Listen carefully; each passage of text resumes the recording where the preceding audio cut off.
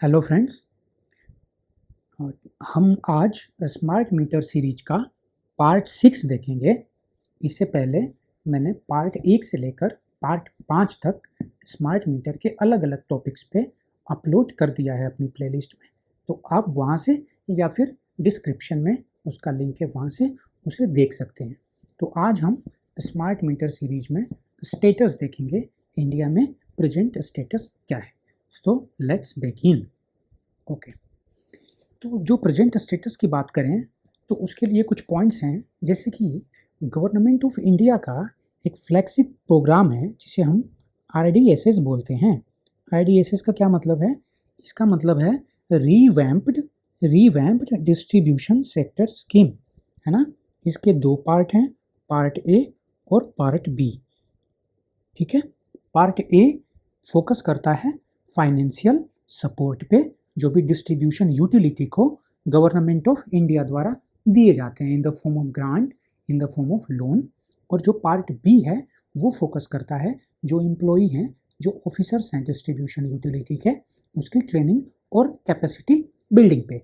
तो हम अगर फीडबैक ठीक रहा तो हम RDSS पे एक सेपरेट वीडियो लेक्चर सीरीज ले आएंगे। ठीक है। अच्छा, टारगेट, जो एम्बिशियस टारगेट है ना, टारगेट गवर्नमेंट ऑफ इंडिया ने सेट किया था कि 2026 के अंत तक हमें total with in boundary of India 25 crore smart meters install कर लेने हैं। ठीक है, लेकिन अभी प्रोग्रेस बहुत कम है, लगभग 4 करोड़ के आसपास है ना। बट ठीक है, we will look further. Okay, efficiency goal भी सेट किया था इस RDSS प्रोग्राम के तहत गवर्नमेंट ने।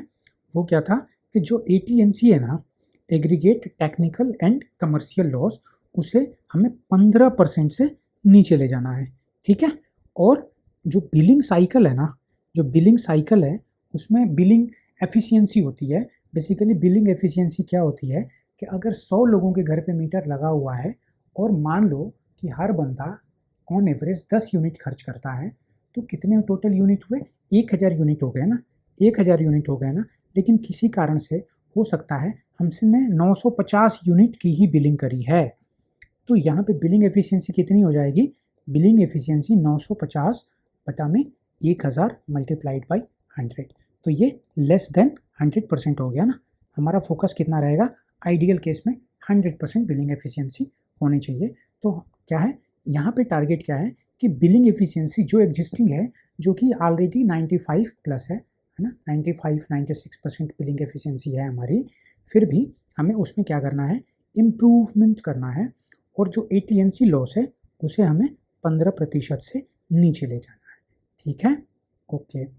तो अब तक की स्मार्ट मीटर लगाने की जो प्रक्रिया है, जो है ना, इन सारी स्टेट्स में अलग अलग मल्टीपल डिस्ट्रीब्यूशन कंपनीज हैं, कुछ प्राइवेट हो सकती हैं, कुछ सरकारी हो सकती हैं, है ना। जैसे अगर हम हरियाणा की बात करें तो क्या है, यहाँ पे UHBBN और DHBBN नाम की 2 डिस्ट्रीब्यूशन कंपनियाँ हैं, जो कि और थर्ड पार्टी कंपनियों की सहयोग से, जैसे कि ELSS है ना, या EESS है, सॉरी, एनर्जी एफिशिएंसी है ना सर्विसेज लिमिटेड, इसकी हेल्प से स्मार्ट मीटर लगाने का काम कर रहे हैं। ठीक है, इसके अलावा और भी स्टेट्स हैं, जैसे बिहार में 2 डिस्ट्रीब्यूशन कंपनियां हैं, south Bihar and north Bihar. उसी तरह से उत्तर प्रदेश है, यहाँ पे 5 मेजर डिस्ट्रीब्यूशन कंपनी हैं। उसके अलावा 1-2 प्राइवेट कंपनियां भी काम करती हैं, जैसे कि नोएडा पावर कंपनी लिमिटेड हो गई, जैसे कि टोरेंट है, दिल्ली में टाटा पावर है, या BSES है। तो ये सारी कंपनियों का फोकस क्या है? स्मार्ट मीटर लगाने हैं। तो अब तक का अचीवमेंट क्या है हमारा? ठीक है, तो अचीवमेंट जो है as on date 3.4 crore in number, ये नंबर में है। तो इतने स्मार्ट मीटर्स अभी तक लगाए जा चुके हैं इंडिया में, और जबकि हमारा टारगेट कितना है? टारगेट कितना है? 25 करोड़ का है ना। तो 25 करोड़ के अगेंस्ट 3.4 करोड़, 4, है ना, तो लेस देन 20% ही है। ठीक है, ठीक है, वी विल फर्दर इनहांस, है ना, ग्रेजुअली वी विल इनहांस। ठीक है, पेस शुरू में थोड़ा कम रहता है, but we will focus. Okay, अब इसमें जो लीडिंग स्टेट्स हैं ना, जैसे हम हरियाणा की बात करें, ठीक है, तो हरियाणा के नॉर्थ नॉर्थ हरियाणा और जो साउथ हरियाणा है, दक्षिण हरियाणा बोलते हैं जिसे, तो लगभग दोनों में ना 5 लाख प्लस 5 लाख, है ना, तो 10 लाख से ज़्यादा मीटर अब तक लगाए जा चुके हैं। उसी तरीके से बिहार है। और भी आगे क्या चैलेंजेज है? एक तो हाई अपफ्रंट कॉस्ट है, ठीक है। जो नॉर्मल मीटर होता है ना, वो ऑन एवरेज 600 से 700 रुपये में अवेलेबल हो जाता है, ठीक है। और जो स्मार्ट मीटर है ना, लगभग 5 टाइम्स, 3000 रुपया। तो ये कॉस्ट कितना है? 5 टाइम्स है ना, 500% मोर, है ना। ओके, दूसरा कनेक्टिविटी इशू हमने देख ही लिया रूरल एरियाज में, this is the major hurdle. तीसरा क्या है? Consumer resistance. लोगों के अंदर डर है कि बिजली का बिल ज़्यादा आएगा, अगर हमारा मीटर स्मार्ट होगा तो हमें इस डर को निकाल फेंकना है, ठीक है। ओके, और क्या है? और एक इशू है स्किल्ड मैन पावर का, क्योंकि जो पहला मीटर था ना, वो ज़्यादा, है ना, कम सोफिस्टिकेटेड था। जो लेमैन थे, जो कम पढ़े लिखे लोग थे, वो भी ऑपरेट कर सकते थे। इसके लिए स्किल सेट की ज़रूरत है ना। इसमें हार्डवेयर और सॉफ्टवेयर, ये दोनों की एडवांसमेंट बढ़ जाती है, तो हमें अपने जो मैन पावर है उसकी स्किल पे फोकस करना पड़ेगा। जो पार्ट बी है ना RDSS का, वो भी क्या कहता है कि हम जो है कैपेसिटी बिल्डिंग और ट्रेनिंग पे काम करेंगे। This is the reason, you got it. Let's come to next slide. अब हम यहाँ पे बात करेंगे फ्यूचर आउटलुक क्या हो, इसका भविष्य क्या होगा, है ना, वे फॉरवर्ड क्या है, आगे की राह क्या है, ठीक है। तो पहला क्या है? Urban standard.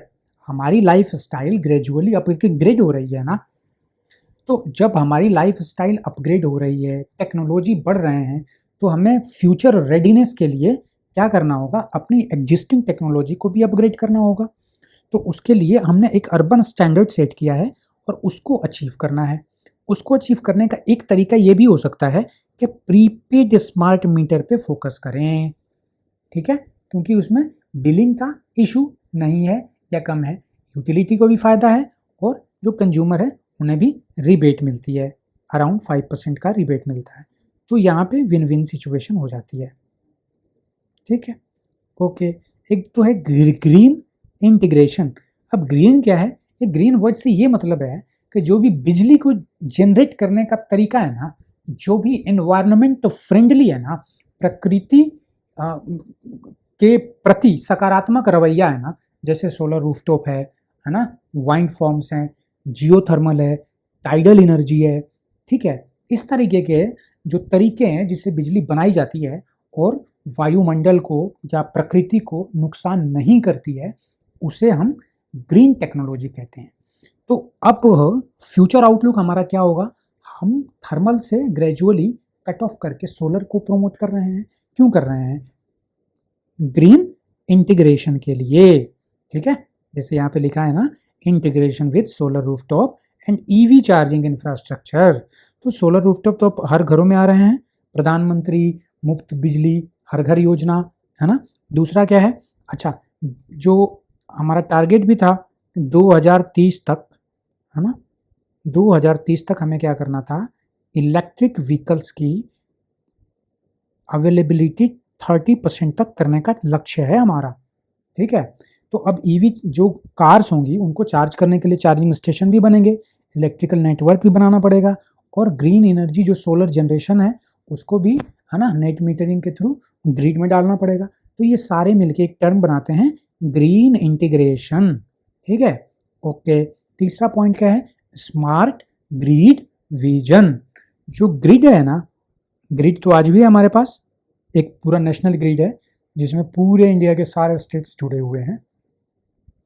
तो ग्रिड को क्या है? स्मार्ट बनाना है। स्मार्ट कैसे बनेगा? जब बाई डायरेक्शनल होगा, है ना, हम बिजली ग्रिड से ले भी सकेंगे और हम बिजली ग्रिड को दे भी सकेंगे, ठीक है। तो step toward smart grid and digital India transformation. तो अगर ग्रिड हमारा स्मार्ट होता है तो जो हमारा विजन है ना डिजिटल इंडिया का, स्मार्ट इंडिया का, वो और चरितार्थ होगा। अच्छा, इन सब चीज़ों से क्या होगा?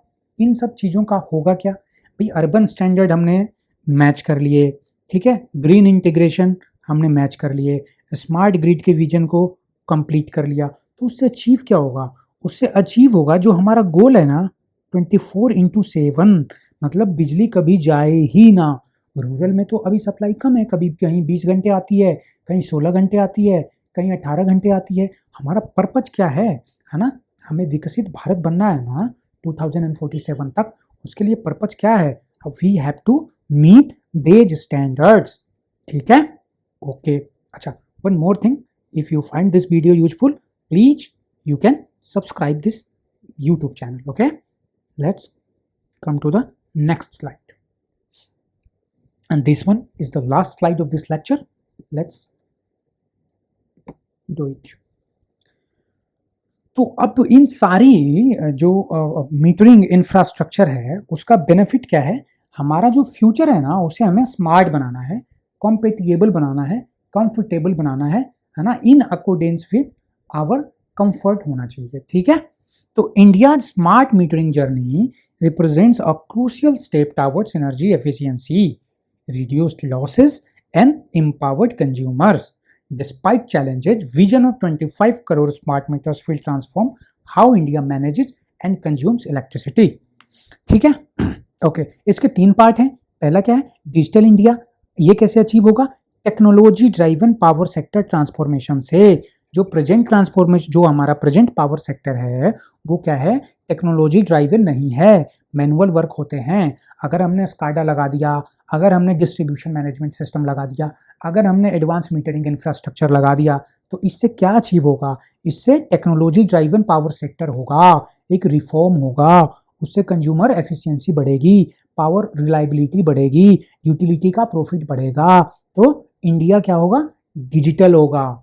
ओके, दूसरा क्या है? एनर्जी एफिशिएंसी, है ना। हम पढ़ते हैं ना कि जो थर्मल पावर प्लांट्स हैं उनके 30 से 40% एफिशिएंसी होती है, बहुत कम है। इसी तरीके से जो सोलर प्लांट्स होते हैं उनकी एफिशिएंसी 40 से 50% होती है ना। तो सबकी अपनी अपनी एफिशिएंसी है। तो हमारा पर्पस क्या है?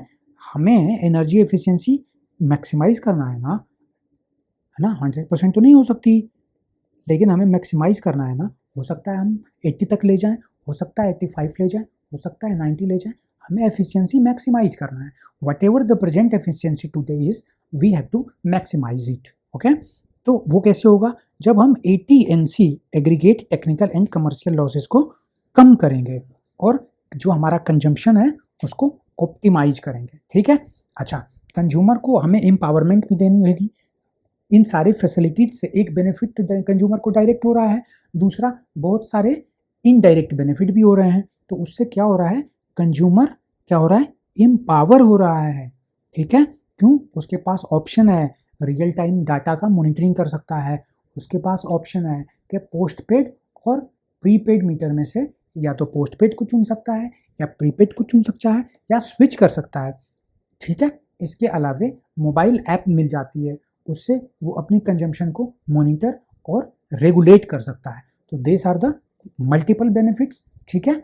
तो प्रेजेंट स्टेटस हमने देख लिया, बेनिफिट्स देख लिए, ज़रूरत क्यों है, वे फॉरवर्ड क्या है ना, basics. Almost we have covered every topic. एक टॉपिक और रहता है, वो है एडवांस्ड मीटरिंग इंफ्रास्ट्रक्चर। उसे हम अपकमिंग लेक्चर्स में कवर करेंगे। तब तक के लिए good bye, signing off, and thank you for watching this video.